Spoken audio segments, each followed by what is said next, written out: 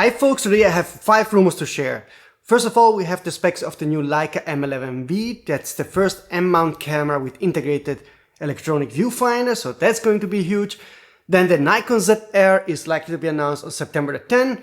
Then it's confirmed that Ricoh will also announce a monochrome version of the GR4 in 2026. Then the last Fujifilm camera coming end of this year is the X-T30 successor, X2D II successor. And the last rumor is about a new OM lens that could be quite disappointing if true, but we will talk about all that stuff in this video. But before we kick off, a quick reminder to subscribe to the channel, hit the notification button to not miss of the upcoming rumors. Let's kick off with a reminder. Today is August 25, but tomorrow, August 26, Hasselblad at 2 p.m. Berlin time will announce the new X2D II medium format camera. I already have the links to the X2D page in the description box below. At 2 p.m. those links will go live. You can pre-order it or check the specs. Those are affiliated links, so I get a small commission. You don't pay a cent more. This is a nice way to support me, and I think this camera is interesting for 2 reasons.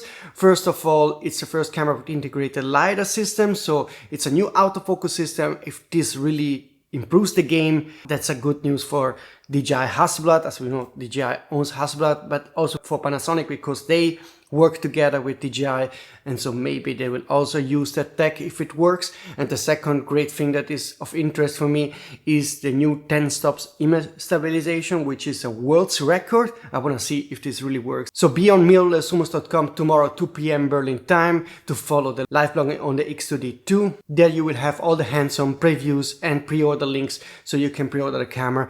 Also because it's going to be cheaper than the X2D II, so a nice move from Hasselblad. I think it's going to be a great camera. But now let's move on to the rumors.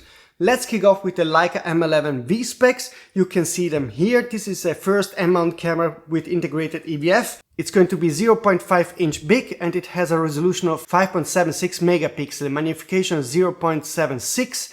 It has focus aids, diopter compensation, a new FN button, a clear front without rangefinder window, a diamond pattern leatherette, and Leica Content Credentials. For the rest, this is like the Leica M11, so no big changes there, but this is the first M-mount camera with EVF, and I think that's great because as much as I love the rangefinder system on M-mount cameras, it's just more useful and nicer to have the electronic viewfinder to check your images, to check the focusing and so forth. Focusing will be much faster. Of course, if you're a purist, you will go for the classic optical rangefinder system.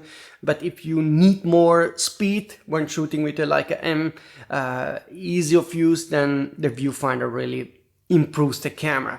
That's my opinion, but maybe you disagree, so don't get mad at me in the comment system. Now, let's move on to the second news, because there is a new Nikon Zr video focus camera likely to be announced on September the 10th, and basically this is a camera that will compete against the Sony FX3, so it will have that kind of boxy design. No, you have big LCD screen on the back, and the sensor is the same of the Nikon Z6 III. So this is not a red camera, this is a Nikon camera, but it has some red tech inside, and this will be a very interesting model because it will directly compete against the Sony FX lineup, which is very popular. So let's see how good this camera will be, and then maybe Sony has to answer us up with a new FX3 too. That would be nice to see if it comes, because I know it's quite close, the launch of the FX3 II, and fingers crossed it will have the same global shutter of the Sony A9 III. That's my opinion. That would be really a great addition for the FX3 II. There is also a rumor about the silver edition Nikon ZF camera, but this is probably going to be announced later in autumn. We don't have a confirmation yet. Moving on to Ricoh. The GR4 pre-orders are skyrocketing. I talked to many managers from different stores in the US, Europe and Asia. The pre-order numbers are really high, so it's selling really hot. That's great news for Ricoh Pentax. But the good news here is that the same source that 1 year ago told me that the Ricoh GR4 would be coming this year also told me there will be a monochrome version coming. And the update is that this is a camera that will be launched in 2026.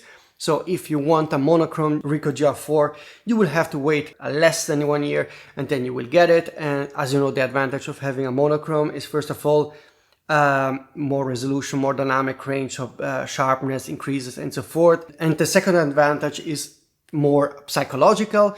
If you go out with a camera that only shoots black and white images, you have a different mindset when shooting images, because we are looking for a different kind of subject, and this helps your photography in my opinion, okay? So the Ricoh GR4 monochrome is definitely coming 2026. By the way, the Ricoh GR3 has been officially discontinued, so you cannot get this camera new anymore, only used. Moving on to Fujifilm. Fujifilm had a busy year, but there's one more camera coming, and according to FujiRumors.com, we are getting the Fujifilm X-T30II successor, so likely to be named X-T30III.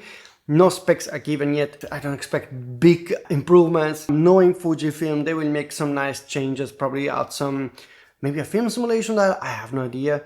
But they will make so that also this camera will sell, because currently Fujifilm, whatever they do, they sell. Even some crazy cameras like the X-Half and so forth. I know it's sold in large quantities, so maybe even this one will sell hot. Now, moving on to the last rumor. OM Digital will have still an announcement in autumn. I got a confirmation that some OM influencer is testing new product or products. I don't have info yet exactly about what's coming. We know for sure there's a telephoto zoom lens coming that is going to be fast aperture. Rumor has it that it could be a 70-200mm 2.8, and the fear is that this is going to be a rehoused version of the Sigma 70-200mm 2.8. So rehoused, which means OM branded, white finish, but basically a full frame lens made for micro four thirds camera, which means it's going to be too big of a lens for micro four thirds camera. You can say better than nothing, but if that's the strategy of OM Digital, to take Sigma lenses, rebrand them, and do this forever, I don't think it will be very successful.